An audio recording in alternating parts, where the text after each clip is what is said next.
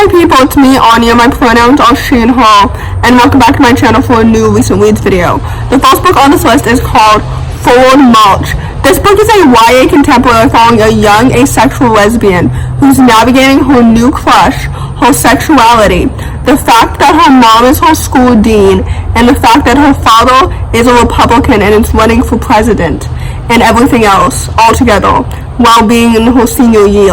I hope that made sense, but anyway, this book is so good and it's so well done, and I really enjoyed it. The plot, first of all, was so engaging and it was absolutely so intriguing. Second of all the characters felt so authentic and well developed. Third of all, the sapphic romance was so cute and it was so lovely. Fourth of all, the queer representation was so timely and it felt so authentic, and this book is so good. It's absolutely so lovely and I really enjoyed it, so I rated it 4 stars, and I will definitely read more from this author in the future. So with all of that said, I would definitely highly recommend this book. The next book on this list is called So This Is Ever After. This book is a YA fantasy and it follows a young Achillean boy who's the chosen one and won the kingdom, but in order to keep the kingdom and to stay alive, he must get married.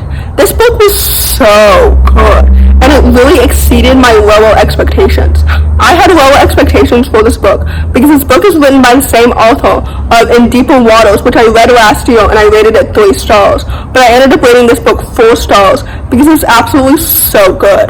First of all, the plot was so engaging and it was absolutely so intriguing. Second of all, the characters were so well developed and so distinct. Third of all, the Achillean romance was so cute and it was so well developed and it was so lovely. The world building and the magic system was so lovely and so easy to understand and so cohesive. This book is absolutely so good, and it also made me laugh out loud like a couple of times, which is rare for me. You know what I mean? So anyway, with all that said, this book is so good because it's absolutely so engaging and it's so intriguing and it's so wholesome and it's so well done. And it's also like so lighthearted without becoming too cheesy or juvenile or anything like that, which I believe is one of my critiques from In Deeper Waters, if I'm remembering correctly. But anyway, with all that said, I rated this book 4 stars because I really enjoyed it. So with that, I would highly recommend it. The next book on this list is called A Magic Steeped in Poison. This book is a YA Asian-inspired fantasy that follows a young girl who must compete in a magical tea brewing competition in order to save her sister. This book was so good.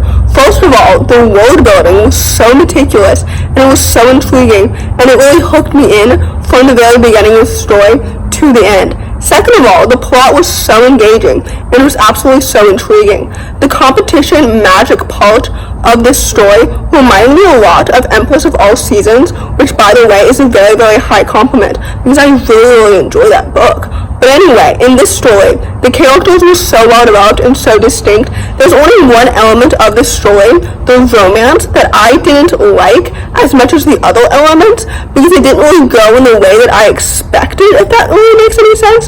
But I am excited to read the sequel and to see like what happens next.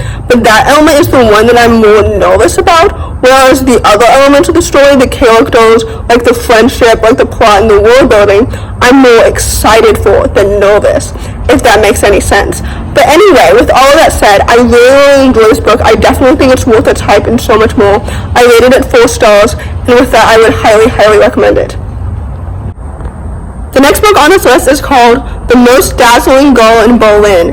This book is a YA sapphic historical fiction that follows a young girl finding her voice, her people, and her love in 1930s Berlin, right before Hitler takes full power in Germany. This book is so excellent, and it's absolutely so well done. First of all, the writing is so lyrical and it's so pretty and it's absolutely so atmospheric. Second of all, the characters are so well developed and so distinct. Third of all, the sapphic romance is so cute and it's absolutely so well developed.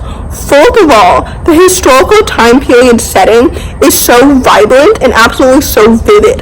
Like, the story reminded me a lot of Last Night at the Telegraph Club because it was brought to life so well, and I was absolutely so hooked by the story from the very beginning to the end, because the story is so well developed and it's so well done, and I was absolutely so immersed into the story throughout the entire thing. You know what I mean? Like, this book is so good, and it's absolutely so excellent because it's so well developed in every single area. So anyway, with all of that said, I rated this book 4 stars, and I would highly, highly recommend it. The last book on this list is called Survive the Dome. This book is a YA science fiction story that follows a young black teenage journalist who's teaming up with a hacker to help liberate the city from unjust police occupation. Unfortunately, I didn't like this book as much as I was really expecting to. I had really high expectations because the author previously wrote Yesterday's History, which is one of my almost favorites of 2021. So naturally, I think this book was one of my most anticipated 2022 new releases, and I was really, really excited for it. But unfortunately, I just didn't love it as much as I was really anticipating. Anyway, although I really appreciated like the action-packed plot and the world building was interesting and engaging enough, the characters themselves didn't really stand out to me.